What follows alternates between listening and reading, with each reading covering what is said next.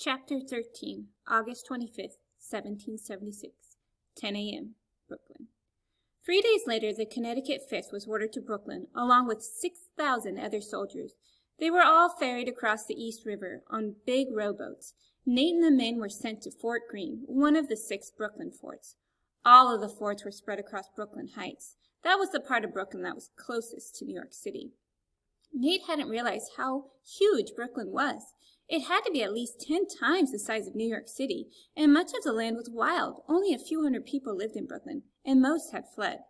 But this wild land was important to the war. If the British took Brooklyn, they would put their cannons on Brooklyn Heights. From there, they could blast New York City to bits. "But we're not going to let that happen," Captain Marsh said.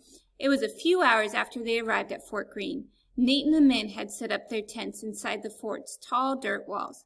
Now Captain Marsh was explaining the American battle plan. He showed them a map of Brooklyn and pointed out the 6 American forts.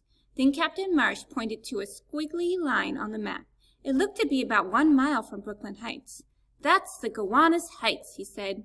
It was a long ridge of hills. "The British are somewhere on the other side of the ridge, and they have to cross the hills of Gowanus Heights to get to our fort. But we already have 3,000 men guarding those hills. When the British try to cross," Paul chimed in, "we'll blast them right back to England." Captain Marsh cracked a tiny smile, or at least back to the Staten Island. The redcoats and Hussars who made it to the forts would face dozens of cannons. Thousands of Americans would be shooting at them from trenches protected by the tall dirt walls. "It will be like Bunker Hill," Samuel said with a hopeful smile. "That's right," Captain Marsh said, the certainty gleaming in his eyes. The men cheered. Several nights passed, and Brooklyn stayed mostly quiet.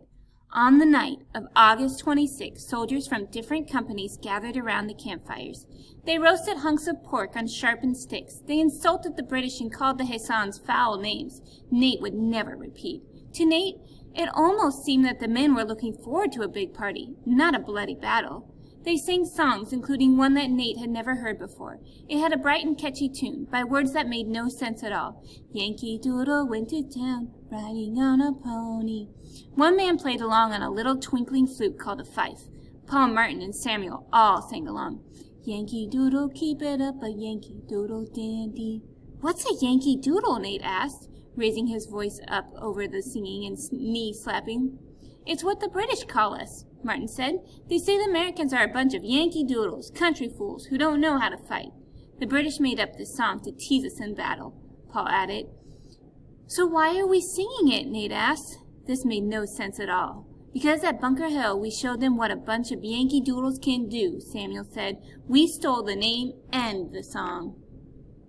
Nate smiled. Now he got it. The Americans took the British insult and turned it into a battle song. The singing went on until a blaring trumpet called the men to attention.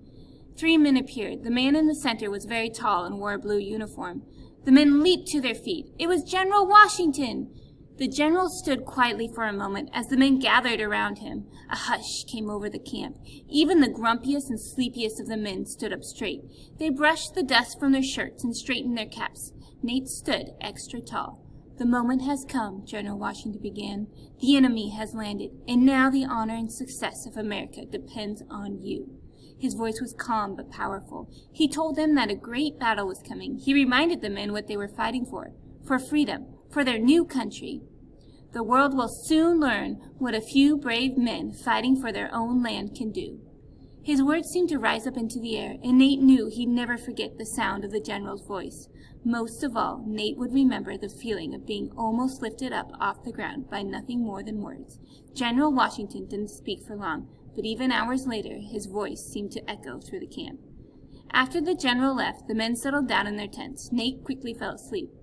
Just after dawn, the sound of the American alarm cannons boomed through the fort. Paul poked his head into Nate's tent. His eyes were flashing with excitement.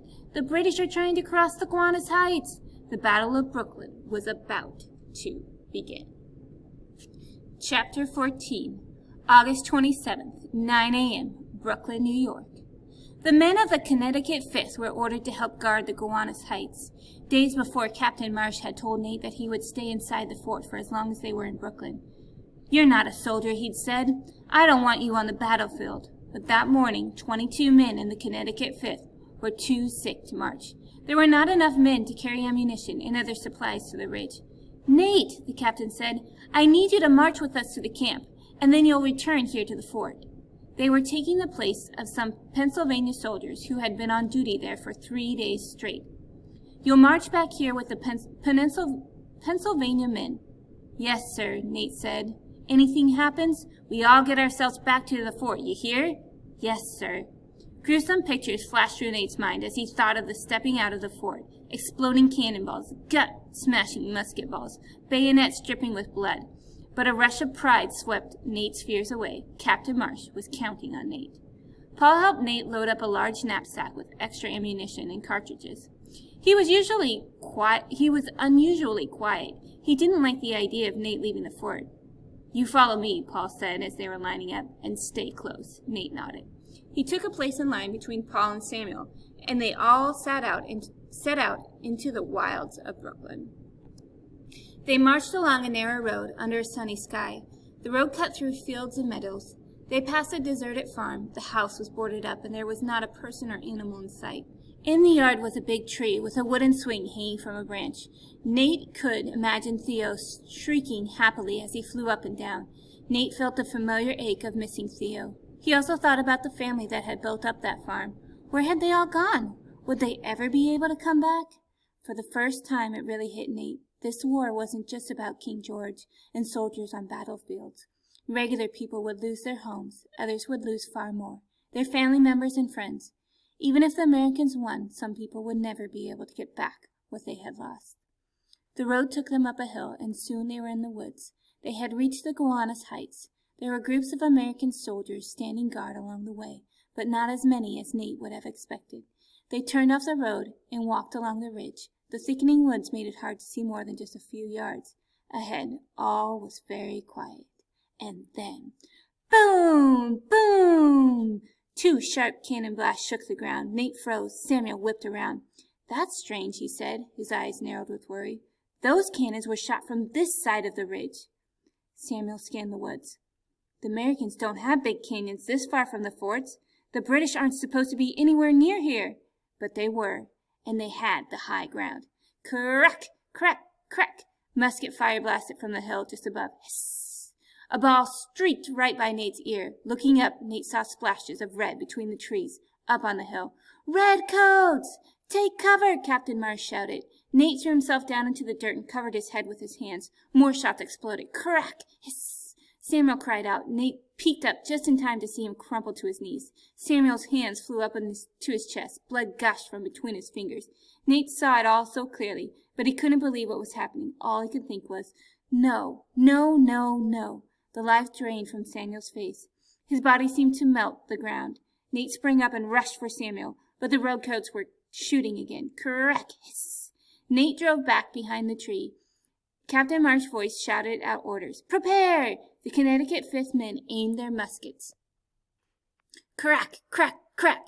Then they dropped to their knees and reloaded exactly as they had practiced in their drills. But this was not a drill. Nate shook himself out of his shock. Samuel's musket was lying on the ground. He spent hours teaching Nate how to use it, and now Nate knew what Samuel would expect him to do. Nate grabbed the musket. The wooden handle was still warm from Samuel's hands.